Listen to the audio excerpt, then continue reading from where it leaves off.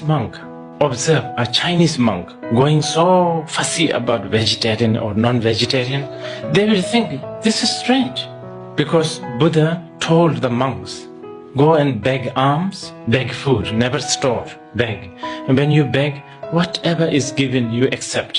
So it's very confusing. And sometimes you see Buddhist monks and nuns who diligently shave their hair, as if hair is the main obstacle for enlightenment.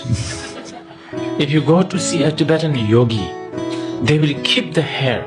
They cannot cut. It's not allowed. So they keep hair for a long time, not just years, for so many years. Also, if you look at the Buddha's own disciple, we venerate figures like Shariputra, serene, monk, shaved head, begging bowl, bare feet, begging food. We venerate them. We venerate him, Ananda, Shariputra. But also, we venerate people like Avalokiteshvara. Earrings, gold rings, bracelets. He's very rich. He has a lot of diamond rings. Okay, the question is, why Buddha made it so complicated?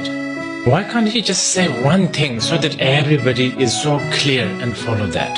There's two answers for this. One is, actually, there's only one truth that Buddha wants to teach. The other answer is, the sentient beings, the listeners, have different capacities, different backgrounds, different emotions.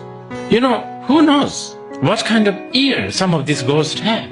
It's a bit like, does a fly understand the difference between, the taste difference between honey and a shit? Do they have such thing? We have 5 or 6 senses.